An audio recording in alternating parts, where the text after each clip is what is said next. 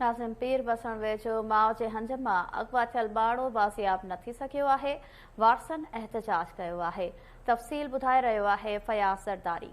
जी नाज़रीन, इन वक्त असां पीर वसण भरिसां हाजी खान डेपर ॻोठ में मौजूद आहियूं, जिथे कल मासूम गुलन जहिड़ो ॿार माउ जे हंज मां नामालूम हथियार बंदन अगवा करे खणी विया आहिनि। अचो त वारसनि सां ॻोठाणनि सां ॻाल्हि ॿोल कयूं त वधीक हिननि जो छा चवणु आहे। मूंसां कल्ह ज़ुल्म कयो अथनि, मूंखां कल्ह बचो उतां खसियो अथनि, मुंहिंजी कल्ह वठी कच्छ ख़ाली कई अथनि। जेका साधा हुजनि मूंखे पंहिंजो बचो वापसि करे ॾेई वञनि, जेकी मदद कनि मूंखे पंहिंजो बचो ॾेई वञे। जेका साधा हुजनि मुंहिंजी कच्छ भरे वञनि। कल्ह वठी मुंहिंजा आंडा छिनी आहिनि, कल्ह वठी मुंहिंजो बुखे पेट बचो खणी आहिनि, मूंसां वॾो ज़ुल्म करे आहिनि, मूंसां वॾो कहर करे आहिनि।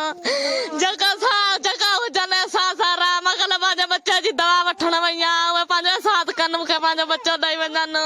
मुंहिंजो बचो खयो अथनि, जे मुंहिंजो बचो खयो अथनि सदा ज़ोरी कई अथनि, ज़ुल्म कयो अथनि, असांखे सही सलामत असांखे ॾेई वञनि, सदा ज़ोरी कई अथनि, घुर्जियूं वई अथनि पेट में, माई खे बेहोश थी वई आहे। असांखे ज़ोरी बचो खसियो अथनि, असांखे डॉक्टर ताईं कोन पहुचण ॾिनो अथनि। साहब त मदद कयो, ज़ोरी करे असांजो बचो कच्छ मां खसे खणी आहिनि, ज़ुल्म कयो अथनि असां सां, असां बेरमती कई अथनि असां सां, असांखे पंहिंजो बचो मोटा ॾेई वञ। वीचारो नंढड़ो बचड़ो माउ जे कच्छ तां खसियो अथनि, असां सां भार थियो, असां सां मदद कयो, असां सां बचो खसे आहिनि, असां सां मदद कयो।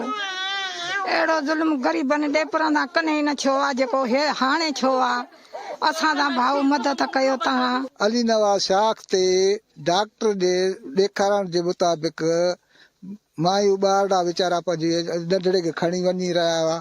हथियार बंद जीअं आया त उन्हनि जे हंज मां बचड़ो खसियो, हथियारनि जे ज़ोर ते खसियूं ऐं हुनखे धकायूं, हलिया विया। पोइ असां इन ॻाल्हि जी मज़मत कयो था, असां महफ़ूज़ न आहियूं, असांजा बच्चा महफ़ूज़ न आहिनि, केरु स्कूल लाइ तयारु न आहे वञण लाइ। ॿारड़ा वीचारा अंदरि लिकिया पिया आहिनि, रोइनि था पिया। त असां ॿाहिरि निकिरंदे एॾो हिरास पइजी वियो आहे त महिरबानी करे वस वारनि खे असां अपील था कयूं त महिरबानी करे हिननि ग़रीबनि जो बचो बाज़ियाब करायो वञे। वज़ीर आला Sindh, IG Sindh, DIG Sukkur, SP Khairpur खे अपील था कयूं त असां ग़रीबनि जी मदद करे असांखे पंहिंजो बचड़ो मोटाए ॾियनि, ताकी असां ग़रीबनि खे तहफ़ुज़ मिले। असां तमामु हिन महिल परेशान आहियूं, असांजा ॻोठाणा, असांजा बच्चा, असां परेशान आहियूं। अफ़सोसनाक वाक़ियो पेश आयो आहे, जेको 9 महीननि जो ॿारु हिकु माउ जे हंज मां हिकु धाड़ेलनि मोटर साइकिल ते आया, जेके हथियारनि जे ज़ोर ते हुन खां खसे ऐं अगवा कयो वियो आहे।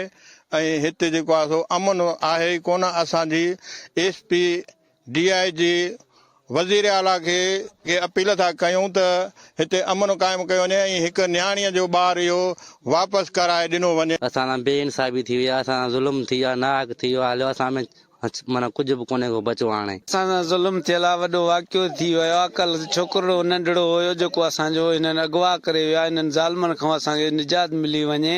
SSP साहब खे असांजी अपील आहे त असांजी महिरबानी करे असां सां इंसाफ़ कयो वञे। कैमरामैन अली अकबर सां फयाज़ अली ज़रदारी, KTN न्यूज़, पीर वसण।